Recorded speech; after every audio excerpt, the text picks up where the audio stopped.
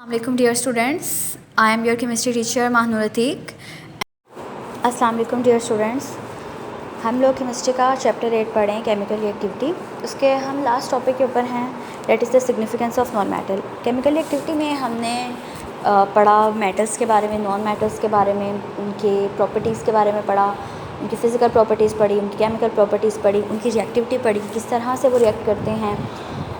Electropositive nature पढ़ा, electronegative nature पढ़ा, फिर हमने हेलोजेंस की रिएक्टिविटी के बारे में पढ़ा। अब हमारा लास्ट टॉपिक है that is the significance of non metals, कि अगर नॉन मेटल्स जो हैं, हम एक चीज़ को पढ़ रहे हैं, किसकी प्रॉपर्टीज़ हैं, इसकी ये करैक्टरिस्टिक्स हैं, केमिकली इस तरह से बिहेव करता है, फिज़िकली इसका ये इस तरह से अपीयरेंस होती है, तो इसकी सिग्निफिकेंस का क्या है। All the non metals are fewer than metals, बहुत कम नॉन मेटल्स हैं। जैसे हमने पढ़ा था नॉन मेटल्स के ग्रुप 14 के अंदर कार्बन है, ग्रुप 15 के अंदर जो है वो नाइट्रोजन एंड फास्फोरस है। यानी हमने ऑलमोस्ट 10 तक जो थे वो नॉन मेटल्स का नेम पढ़े थे। बट फ्यूअर होने के बावजूद भी वो जो फ्यू नॉन मेटल्स हैं, they are highly significant, they are equally important for human beings, यानी वो हम सब के लिए, एनिमल्स के लिए, प्लांट्स के लिए इक्वली इंपॉर्टेंट है। In fact life would have not been possible without the presence of non metal on earth, यानी कि हमारे अर्थ के ऊपर नॉन मेटल्स ना होते तो हमारी लाइफ भी एग्जिस्ट ना करती। वो कैसे एग्जिस्ट ना करती, हम ये अभी इस टॉपिक की डिटेल में स्टडी करते हैं। पहला जो पॉइंट है, इसके ऊपर आप हेडिंग देंगे significance in earth and atmosphere. इसमें वो बता रहा है कि किस तरह से नॉन मेटल्स जो हैं वो हमारे अर्थ क्रस्ट, ओशंस और एटमॉस्फेयर में प्रेजेंट हैं। जैसे आप 1.1 का टेबल कंसल्ट करेंगे तो जिसमें आपने कंपोजिशन पढ़ी थी कि कार्बन कितने परसेंट है, ऑक्सीजन कितने परसेंट है, नाइट्रोजन कितने परसेंट है हमारे एटमॉस्फेयर के अंदर, तो उससे आपको पता चलेगा कि वो जो मेजर कॉन्स्टिट्यूएंट्स हैं वो सारे क्या हैं, नॉन मेटल्स हैं।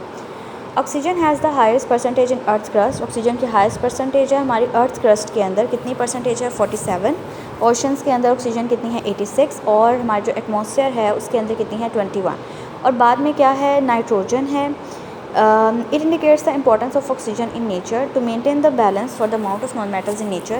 Different cycles like water cycle, nitrogen cycle, etc. have been established naturally. अब बात यह है कि अगर ऑक्सीजन इतनी इंपॉर्टेंट है या नाइट्रोजन इतनी इंपॉर्टेंट है, यानी प्लांट्स नाइट्रोजन को यूज़ करते हैं नाइट्रोजन फिक्सिंग बैक्टीरिया की मदद से, और फिर क्या करते हैं कि उससे अपने खाने को प्रिपेयर करते हैं, ठीक है। तो अगर प्लांट नाइट्रोजन को यूटिलाइज़ कर ही जाएंगे तो फिर एक टाइम ऐसा आएगा जब नाइट्रोजन सारी ख़त्म हो जाएगी। लेकिन होता ये है कि हमारे इन्वायरमेंट के अंदर जो है वो साइकिल्स एग्जिस्ट करते हैं, जैसे वाटर साइकिल है, नाइट्रोजन साइकिल है।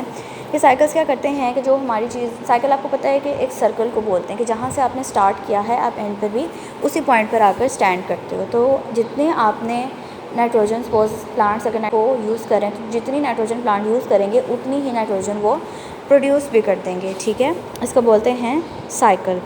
नेक्स्ट पॉइंट है आपका significance in life of living things. Non metals की लिविंग थिंग्स हमारी लाइफ के अंदर क्या इंपॉर्टेंस है, ये तो हमने पढ़ लिया कि हमारे एटमॉस्फेयर के अंदर नाइट्रोजन है, नाइट्रोजन कैसे हमारे पास यूटिलाइज हो रही है और कैसे जो है वो रीन्यू हो रही है। अब हमारी लाइफ के अंदर उसकी क्या इंपॉर्टेंस है। Non metals are essential part of the body structure, हमारी बॉडी का स्ट्रक्चर का इंपॉर्टेंट पार्ट है। Human body is made up of 28 elements, हमारी बॉडी के अंदर 28 एलिमेंट्स हैं। But about 96% of the mass जो है the human body is made up of just 4 elements. लेकिन हमारी बॉडी का जो 96% मैस है वो 4 एलिमेंट्स से मिलकर बना हुआ है। उसमें क्या क्या है, ऑक्सीजन है जो कि 65% है, कार्बन 18% है, हाइड्रोजन 10% और nitrogen is 3%। Similarly plant bodies are made up of cellulose which is composed of carbon, hydrogen and oxygen. आपको पता है प्लांट्स के अंदर जो प्लांट के जो सेल्स होते हैं उनकी सेल्स के अंदर सेल वॉल होती है, सेल वॉल के अंदर सेलुलोज प्रेजेंट होता है, ठीक है। जितने भी प्लांट के सेल्स होंगे उन सबके अंदर सेलुलोज होगा और सबके अंदर क्या होता है, सेल वॉल है और सबके अंदर सेलुलोज है। वो सेलुलोज क्या करता है कि प्लांट को रिजिडिटी देता है। जो दरख्तों की छाल होती है जिसको आप स्टेम बोलते हो, वो सारी जो है सेलुलोज की वजह से इतनी थिक और इतनी हार्ड होती है। उसके बाद नेक्स्ट जो आपका पॉइंट नंबर 3 है, इसके ऊपर हेडिंग जाएगी एग्जिस्टेंस ऑफ लाइफ की। Life owes to non metals as without oxygen. Owes का मतलब होता है मेरे मिन्नत होना, यानी किसी चीज़ की वजह से आप एग्जिस्ट कर रहे हो।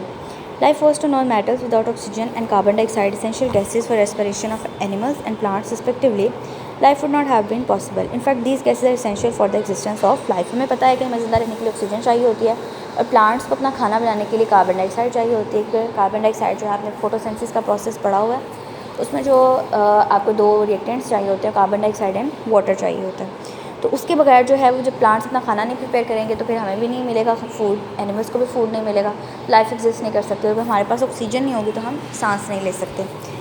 फोर्थ पॉइंट है मेंटेनेंस ऑफ लाइफ। अब हमारी लाइफ में मेंटेनेंस भी कार्बोहाइड्रेट्स की वजह से आ रही है। ऑल ईटेबल्स, जितने भी खाने वाली चीज़ें हैं, जैसे कार्बोहाइड्रेट्स हैं, प्रोटीन्स हैं, फैट्स हैं, विटामिन्स हैं, वाटर है, मिल्क है, ये सारे जो हैं हमारी बॉडी की ग्रोथ और डेवलपमेंट के लिए इंपॉर्टेंट होते हैं और ये सारे नॉन मेटल से मिलकर बने होते हैं। Carbon, hydrogen and oxygen, 3 non metal से मिलकर बने होते हैं। कौन कौन से? कार्बन, हाइड्रोजन एंड ऑक्सीजन से। It shows non metals play a vital role for the maintenance of life. Point number 5 है the essential compound for the survival of life of both plants and animals is water. सबसे important जो हमारी survival के लिए चीज़ है वो water है, which is made up of non metal. Water का फार्मूला क्या होता है? H2O, यानी 2 हाइड्रोजन के मॉलिक्यूल्स होते हैं और 1 ऑक्सीजन का मॉलिक्यूल होता है। वो भी क्या है? दोनों नॉन मेटल्स हैं। Water is not only the major part of by mass of animals and plant bodies. हमारी बॉडी का 70% जो पार्ट है वो किससे मिलकर बना हुआ है? वाटर है। यानी हमारी बॉडी जो है, अगर हम इसको डिवाइड कर दें 100 पार्ट्स के अंदर, तो उसमें 70 पार्ट्स क्या हैं? वाटर है।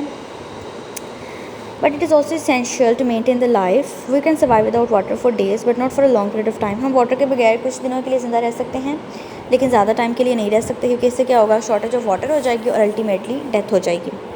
पॉइंट नंबर 6 के ऊपर आप हेडिंग देंगे सेफ्टी ऑफ लाइफ की। Another important non metal is nitrogen. हमारा दूसरा इंपॉर्टेंट नॉन मेटल जो है वो क्या है? नाइट्रोजन है, जो कि 78% प्रेजेंट है एटमॉस्फेयर के अंदर। It is important for the safety of life on earth. ये क्या करता है? नाइट्रोजन क्या करता है कि फायर को कंट्रोल करता है, कंबशन को कंट्रोल करता है, और otherwise all the things around us would burn with a single flame. एक सिंगल फ्लेम से जो है, क्योंकि आपको पता है कि ऑक्सीजन जो है ना वो बर्निंग को सपोर्ट करती है। यानी अगर किसी जगह पे आग जल रही है और आप उसको ऑक्सीजन दे रहे हैं तो क्या होगा कि और ज़्यादा वो जलना शुरू कर देगी। तो हमारे एटमॉस्फेयर के अंदर तो ऑक्सीजन प्रेजेंट है एटमॉस्फेयर के अंदर, तो अगर कहीं आग लग जाती है सपोज, तो क्या होगा कि अल्टीमेटली वो आग तो बहुत ज़्यादा फैलती जाएगी। लेकिन उस आग को कंट्रोल करने के लिए क्या किया जाता है कि नेचुरली अल्लाह ताला ने हमारे एटमॉस्फेयर के अंदर नाइट्रोजन का कंटेंट ज़्यादा रखा हुआ है, 78% नाइट्रोजन है।